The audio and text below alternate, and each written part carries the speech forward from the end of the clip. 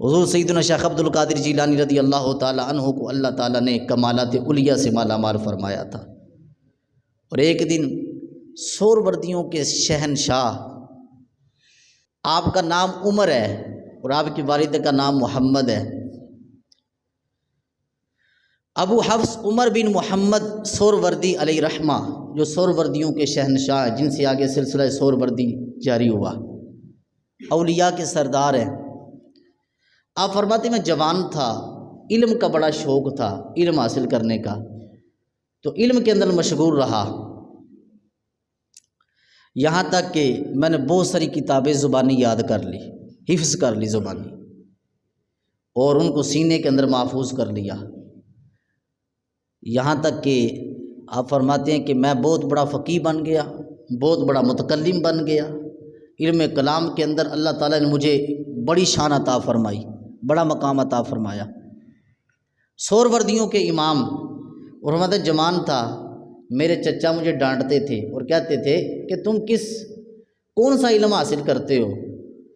یہ مناظرہ کرنا، لوگوں سے بحث مباحثہ کرنا، یہ علوم حاصل نہ کرو، اس کا کوئی فائدہ نہیں ہے،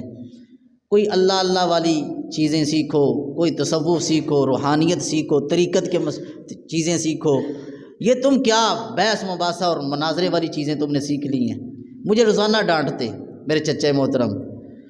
یہاں تک کہ ایک دن مجھے پکڑ کر حضور سیدنا شیخ عبد القادر جیلانی کی بارگاہ میں لے آئے۔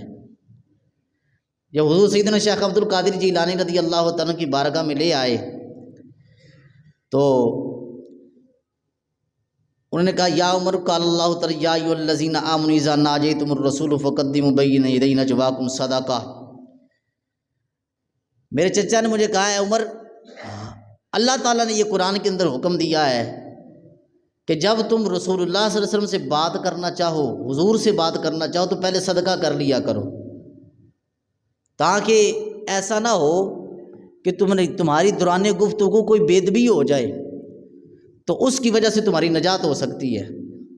تو پہلے صدقہ کر کے جایا کرو اپنی جانوں کا۔ حضور کی بارگاہ میں جو جانا ہے نا تو ادب ہے، حضور کی بارگاہ میں جانا ہے تو پہلے صدقہ کر کے جاؤ۔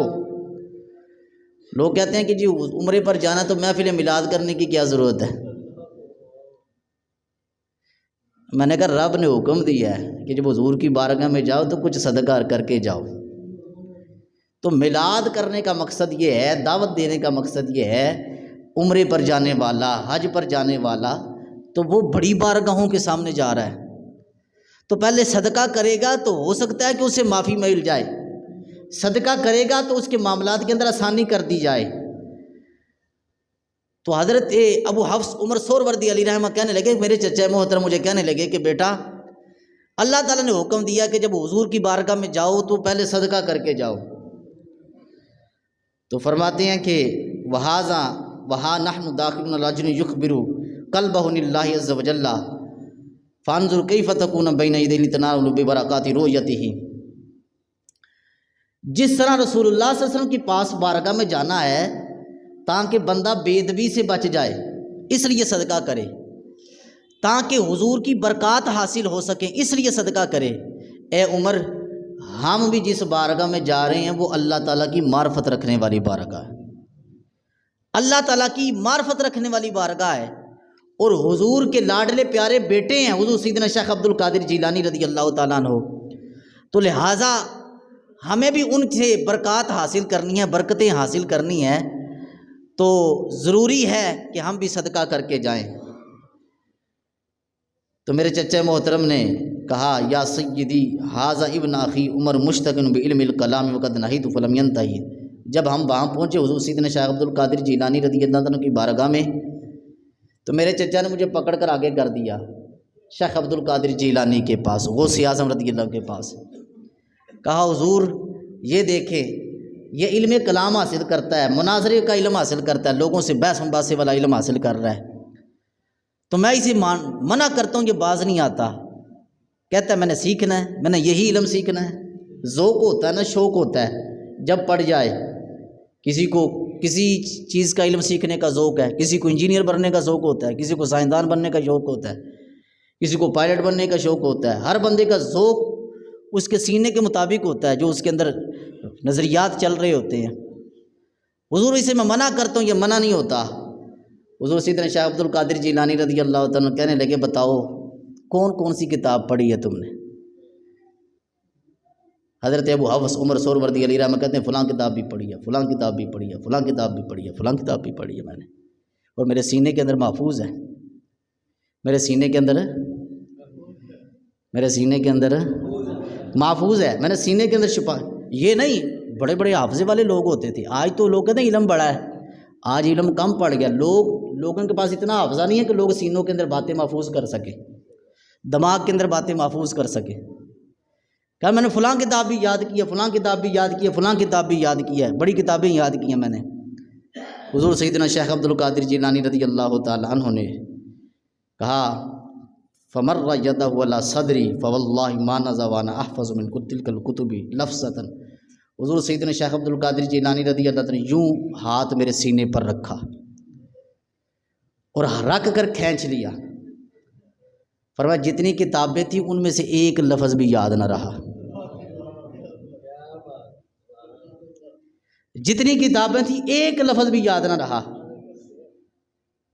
علم صرف یہ نہیں کہ حضور سیدنا شیخ عبد القادر جیلانی رضی اللہ تعالیٰ علم لدنی والے تھے، بلکہ حضور شیخ عبد القادر جیلانی کو رب نے یہ اختیار دیا تھا جس کا چاہے علم سلب فرما لیتے تھے، سلب فرما لیتے، کھینچ لیتے تھے،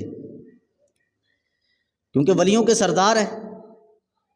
فرمایا کہ بڑی بڑی باتیں کی تھی، بڑی بڑی باتیں شیخ عبد القادر جیلانی کے سامنے کی، غوث پاک رضی اللہ عنہ کے سامنے کی، لیکن جب انہوں نے پوچھا کتابوں کا، دوبارہ پوچھا، سینے پر ہاتھ پھیرنے کے بعد پوچھا، فرمایا بڑی بڑی باتیں کر رہے تھے، اب بتا کتنے لفظ یاد ہیں اور کتنے کتابیں یاد ہیں؟ کہا خدا کی قسم ایک کتابوں میں سے ایک لفظ بھی یاد نہیں رہا۔